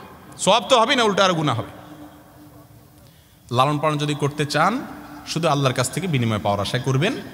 আর ওই ছেলেকে তার বাপের সাথে মায়ের সাথে পরিচয় করাবেন এবং বলবেন, বাবা তোমাকে লালন পালন করে দিচ্ছি আল্লাহকে খুশি করার জন্য, বিনিময় তোমার কাছ থেকে দরকার নাই, আখিরাতে নেব ইনশাআল্লাহ। আর তোমার দায়িত্ব হলো তোমার জন্মদাতা মা বাপ যেখানে থাকুক না কেন তাদের খোঁজখবর নিয়ে সেবা করা। হ্যাঁ, অবশ্যই সে বাচ্চার দায়িত্ব যারা লালন পালন করেছেন তাদের প্রতি হাল জাযাউল ইহসানে ইল্লাল ইহসান, সেটা ভিন্ন বিষয়। কথা কি বুঝাতে পারছি? অতএব ইয়েতিমদের লালন পালন আমাদের সমাজে হয় না, নিজের ছেলের মতো একই মর্যাদা দিয়ে করা হয় না। আল্লাহ তাআলা আমাদেরকে করার তৌফিক দান করুন। একটা ইয়েতিমের দায়িত্ব নেন যাদের আল্লাহ সামর্থ্য দিয়েছেন, খোঁজ খবর নিয়ে গ্রামে গঞ্জে পুরো স্ট্যাটাস দিয়ে নিজের ছেলের মতো করবেন তো ইনশাআল্লাহ। অনেক ওলামা ইকরাম আছেন, আমি নিজেও চেষ্টা করি যে পরিবার থেকে অন্তত একটা ইয়েতিম যেন দায়িত্বভার গ্রহণ করা হয়। আল্লাহ আমাদেরকে তৌফিক দান করুন। তাহলে 5 নম্বর অপরাধ হলো ভাই, ধ্বংসাত্মক গুনাহ হলো ইয়েতিমের মাল ভক্ষণ করা। 6 নম্বর হলো আত-তাওয়াল্লি ইয়াউমাজ জাহফ, কখনো জেহাদ শুরু হলে যুদ্ধের ময়দান থেকে পলায়ন করা, এটা হারাম কাজ। এটা কি কাজ? হারাম কাজ। মুমিন কখনো ভীরু হতে পারে না, মুমিনকে বীর হতে হয়, মুমিনকে সাহসী হতে হয়। মুমিন কখনো ভীরু বা ভীতু এটা হতে পারে না। যুদ্ধের ময়দানে পলায়ন করা এটা বীরের কাজ না ভীরুর কাজ? কখনো যুদ্ধ বা জেহাদ যদি ফরজ হয় তখন সেই জেহাদের ময়দান থেকে পলায়ন করে চলে আসা এটা কবিরা গুনাহ। এই কাজটা যদি কেউ করে তাহলে সে ধ্বংসাত্মক কাজ করেছে। এখন আলহামদুলিল্লাহ আমরা বাংলাদেশে শান্তিপূর্ণভাবে বসবাস করছি, তো আমাদের মধ্যে যেটা করতে হবে এটা হলো যে ভীরুতা দূর করতে হবে। ভীরুতা, সত্য কথা বলতে অনেক সময় আমরা ভয় পাই না। চোখের সামনে একটা ছিনতাইকারী সমস্ত মানুষের সামনে একজন মানুষকে ছুরি মেরে চলে যাচ্ছে, আমরা সবাই চাচা আপনা জান বাঁচা ইয়া নাফসি করতেছি, ঠিক না ভাই? ঠিক। বেশি থেকে বেশি যদি খুব দয়াবান মানুষ হয় দূর থেকে মোবাইল দিয়ে একটু ভিডিও করতেছে, ঠিক না ভাই? ঠিক। যে আহারে বেচারা মরে গেল, তার ছেলে মেয়েদের জন্য একটু ভিডিওটা রাখি অন্তত দেখবে তারা। এ হলো আমাদের মানবতাবাদ, এটা হলো আমাদের মায়া মমতা। ভাইরা আমার, ইমানদার অসৎ কাজের বাধা প্রদান করবে, সাহস করে হিম্মত করে আপনার সামনে অনাচার চলছে সে অনাচারের বিরুদ্ধে যথা নিয়মে অবশ্যই আপনাকে অন্যায়ের বিরুদ্ধে অবস্থান নিতে হবে। আল্লাহ আমাদেরকে তৌফিক দান করুন। তাহলে যে ভিতর ডিম হয়ে শুধুমাত্র ইয়ানফসি করা এবং চোখের সামনে অন্যায় হচ্ছে, মানুষকে খুন করা হচ্ছে, অহরহ ঘটনা ঘটছে আমাদের দেশে। খুন করে চলে যাচ্ছে, ছিনতাই করে চলে যাচ্ছে, একজন মেয়েকে ইফটিজ করে আপনার উত্ত্যক্ত করে বদমাইশ চলে যাচ্ছে, সবাই চেয়ে চেয়ে থাকছে, কোনো ভয় কিছু বলছে না। এটা একটা রোগ, এটা একটা গুনাহের কাজ, আমরা এটাকে গুনাহ মনে করি না। যাই হোক, 7 নম্বর এবং সর্বশেষ হলো ওয়াকাজফুল মুহসানাতিল গাফিলাতিল মুমিনাত, যে সমস্ত নারীরা কোনো পাপে লিপ্ত হয় নাই তারপরেও তাদের নামে বদনাম ছড়ানো যে সে জেনা করেছে, এগুলো আমাদের মধ্যে আছে না নাই? বিশেষ করে মেয়েদের ব্যাপারে ইটিস পিটিস সন্দেহটা একটু বেশি থাকে, গ্রামে গঞ্জে শহরে সব জায়গায়। কোনো দোষ না থাকলেও অযথা তার প্রতি সন্দেহ করা। ইসলাম নারীদেরকে কি অধিকার দিয়েছে দেখেন, কত মর্যাদা দিয়েছে। কোনো মেয়েকে মিথ্যা অপবাদ দিলে, প্রমাণ ছাড়া তার ব্যাপারে কোনো দুর্নাম ছড়ালে তার জন্য শাস্তি হলো 80 বেত্রাঘাত করতে হয়, এবং ওই ব্যক্তি কালার করা আসামি হয়ে যায়। তওবা করে সে আল্লাহর ওলি হয়ে যাক, নেককার হয়ে যাক, ভালো কথা, কিন্তু তার সাক্ষ্য জীবনে কখনো ইসলামী আদালত গ্রহণ করবে না। এত ডেঞ্জারাস কথা কোনো নারীর ব্যাপারে অপবাদ দিলে। তাহলে বোঝা গেল যে ইসলাম নারীদেরকে অনেক বেশি মর্যাদা দেওয়ার কথা বলেছে। তাদের চরিত্র হনন করা এটা ডেঞ্জারাস অপরাধ। বিশেষ করে সামান্য কিছু দেখলেন, রাত্রে হয়তো কোনো দিক থেকে আসছে, কোত্থেকে আসছে না জানি, কোনো আকাম কুকাম করে আসছে। এ ধরনের রোগ আমাদের মধ্যে আছে না নাই? না জেনে ধারণা করা। নবী সাল্লাল্লাহু আলাইহি সাল্লাম আমাদেরকে বলেছেন যে তোমরা কখনো মানুষের প্রতি কুধারণা করবে না। অতএব এটা নারীদের বেলা শুধু খাস না, ছেলেদের খেলাও একই কথা প্রযোজ্য। ছেলেরাও যদি কোনো রকম অন্যের প্রতি এরকম কোনো বাজে ধারণা করে, বাজে মন্তব্য করে, সেটা গুনাহের কথা। আজকাল কুধারণা এটা তো আমাদের একটা ইন্টারেস্টিং ইবাদত, খুব টেস্টি একটা, ইবাদত বলছি, গুনাহ। একটা টেস্টি গুনাহ হলো, খুবই আপনার মজাদার একটা গুনাহ হলো কুধারণা। একদম চাবায়া আপনার জাবর কেটে শীতের দিন হলে চাদর মুড়ি দিয়ে রসিয়ে আরেকজনকে নিয়ে মজার করে, আরে বেটা দেখছো কত খারাপ মানুষ, তার ধান্দা আসলে এটা, এর উদ্দেশ্য আসলে এটা, এর ভেতরে আসলে এটা, এর তলে এটা। এ ধরনের কুধারণা করা আমাদের কাছে খুব ইন্টারেস্টিং একটা কাজ। আল্লাহ রাব্বুল আলামিন বলেছেন কোরআনে হাকিমের মধ্যে, ইন্না বা'দায-যান্নি ইসম, কি কিছু কিছু ধারণা এটা কি অপরাধ। কোনো মুসলমানের প্রতি যদি আপনি সুধারণা করেন আর বাস্তবে আসলে সুধারণা করার উপযুক্ত ছিল না ওইটা, আল্লাহর কাছে আপনি একটা সওয়াব পাবেন সেজন্য। কারণ হাদিসে এই আপনার ইয়াতে আছে, প্রবাদে আছে, জুন্নবুল মুমিনা খায়রা, হাদিসে এর খোলাসা আছে যে তোমরা ইমানদারের প্রতি কি করো, সুধারণা রাখো। কথার কথা একজন চোর চুরি করে এসে এখন হাত পা ধুইতেছে মসজিদের সিঁড়িতে, অজুখানাতে এসে ভোর রাত্রে চুরি করে আসছে। আপনি দেখে বলতেছেন, হা আমি কত কম বক্ত, আমি তো তাহাজ্জুদ পড়তে পারি না, এই লোকটা উঠে মাশাআল্লাহ অজু করে যে তাহাজ্জুদ পড়বে এখন করে আসছে কি। তাহলে সুধারণা যে করলেন, সে যদি আসলে তাহাজ্জুদ নাও পড়ে, চুরি করে আবার যায় নাক টেনে ঘুমায়, ফজরও না পড়ে, আপনি কিন্তু সওয়াব পাবেন শুধু এই জন্য যে একজন ইমানদারের প্রতি আপনি কি করছেন, ভালো ধারণা করছেন।